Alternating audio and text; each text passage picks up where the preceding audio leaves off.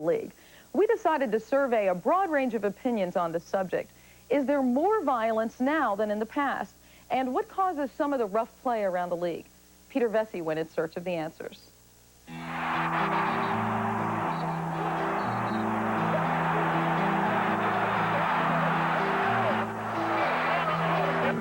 Fighting is just part of the game. Whether you want to believe that or not, fighting is part of the game.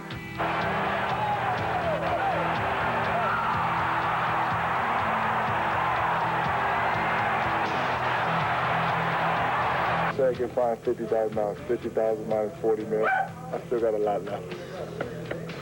And Lambier and Mourning are about to rumble, and Dennis Rodman pulls Mourning off. Okay, MJ is upset about it, and I can't blame him.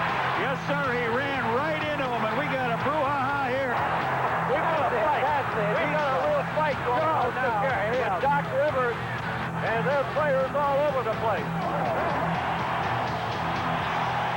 The NBA has a violence problem. Just how big the problem really is, though, isn't as clear as a left hook or a right cross. Around the league, everyone seems to have a different opinion on why the punches are being thrown. Recently, some things have flared up just because it's getting that time of year. Playoffs are rolling around, and people are, it's playoff time. People are battling for position and getting home court advantage or trying to make the playoff. This business is very competitive now, not just on the basketball court, off the court. Now, Michael Jordan and Reggie Miller having a go at it. And I think that's what you're starting to see, the competitive drive of players to show up or be better or just try to position themselves better from a business standpoint. And oh, look out, Bull! And they both touch the left hand, swipe at Mason. It's about putting your body on people and contesting against people. I mean, if you just out there, you shoot, I shoot, that's not basketball. That's just you out there practicing. And when you're out there competing against another team, it's going to be a physical game. And Haskins and Ewing have squared off. We have to be as diligent as possible to make sure that we don't get this image of, of being a league full of thugs, of people that just want to fight and want to knock people out. Because that's not what we're about, and that's not why this league has grown from where it was to where it is now. Two topics always come up when you talk about fighting: physical play versus soft style. Teams that play rough seem to get away with more, and that makes tempers flare. And then there's trash talking. Is it the spark that ignites most of the flames?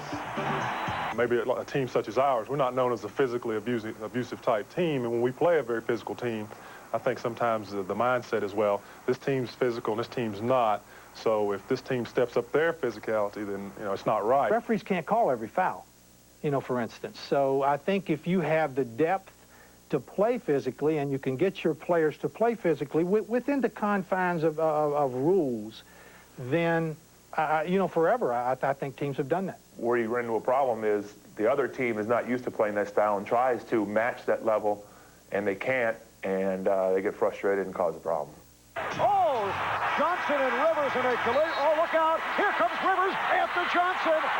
Sometimes you have to do things that may not be right just to show the other guy that he can't get away with something. Every now and then, somebody want to get tough, and they ain't tough. And that's when it really happens. A guy who try to really step up, never been known to try to be an enforcer or whatever, be a inside player with a lot of force, and, now guys get touched kind of hard. They want to fight back, but, hey, bring it on. Shot clock is down to 5. Good entry pass, and oh, man, Reggie got nailed by Oakley. I try to differentiate, and I'm not sure that you can, between trash talking and taunting. Taunting, when you start taunting people, to me, that's one of the reasons that we have some of these things we have, is because of the taunting. When you dunk a ball on a guy and you stand and you stare at him. I mean, if a guy has any get up and go about it, that upsets it. Trash talking is all a part of breaking somebody's confidence. And, and that's just part of the game. You can talk, you can walk the walk. Look at Kevin Johnson still talking. You can see when guys are talking, going at each other as a team with vocal words, and then all of a sudden becomes a physical warfare. You can almost predict when something's going to happen as a player. There are high school leagues in Los Angeles that have legislated against trash talking. Is that where the league might end up doing something like that? You know, Pete, there's a possibility. I mean, it's one of the things that we're going to talk about. But where do you draw the line? I mean, that's what we need a lot of discussion about, and to try to make sure if it's as big a problem as maybe some of us think it is. They didn't talk much trash in the old days, but they sure fought a lot. Remember Willis Reed beating up the entire Laker team? Rudy Tomjanovich's career basically ending with just one punch? Bottom line, this game used to be exceedingly more vicious than it is now. You figure it was a fight every other game. I think they had 100 games back then, or 100 plus or whatever. It's a lot more fights then than now. Now Julius and Bird go at it. Tag it between them. Moses knocks Bird to the floor. And now Seasoning and Sampson. And now Dennis Johnson. And a melee is broken out here. Barkley swings on Lampier, caught him good. They're going at it in front of the photographers across the way. Full tilt. It's a brawl. The numbers support it. The league began charting fights back in '85 when there were 16 involving suspensions. There's been a steady decline since. This season, there's only been 5. So the perception and the reality don't exactly join together. But as you know, many times perception becomes reality. So I think from the NBA standpoint that we have to be cognizant of the fact that there is this perception out there and have to be very judicious in making sure that it does not become, in fact, the reality. Peter Vecsey joins us now, along with Bill Walton. And Peter, as you showed in the piece, obviously violence has gone down, but I think the perception is that the league is even more violent than it was 10 or 15 years ago. Why is that? It's such a misconception, Hannah. When I was covering the league in the 60s and the 70s, there was so much more violence going on then, but the media coverage wasn't as big. You didn't hear about a fight until 3 weeks afterward. Now you've got your high-profile teams, the Knicks and the Suns that were in it. You've got your high-profile players like Jordan and Shaquille and Pippen. So, of course, what are we going to focus on? Those players. I think I saw Bill and Quinn somewhere in those film clips. I wasn't sure.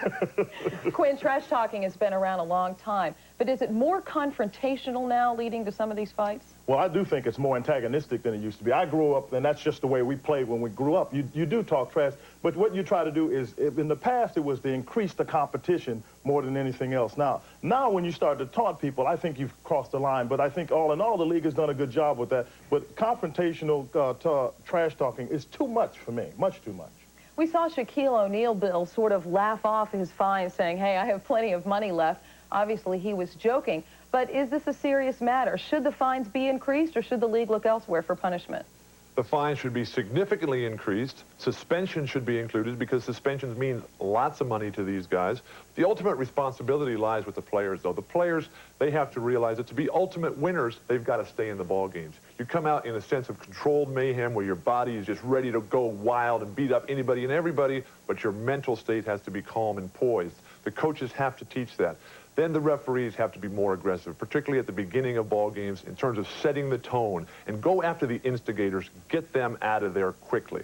Well, that's really happened this year. There are much more flagrant fouls this year, much more technicals being called because the referees are getting on it quicker to stop the altercations. I think what we're going to see, Hannah, is the league legislating, say, come up with a cumulative effect. If you have 4 flagrant fouls, say, 1-game suspension. 5, 2-game suspension. I also look for them to really look into legislating against trash talking. Okay, thanks, gentlemen. When we return, we'll take a break for a minute, but when we come back, the insiders will give us the scoop on Doc Rivers, George Karl, and the Utah Jazz.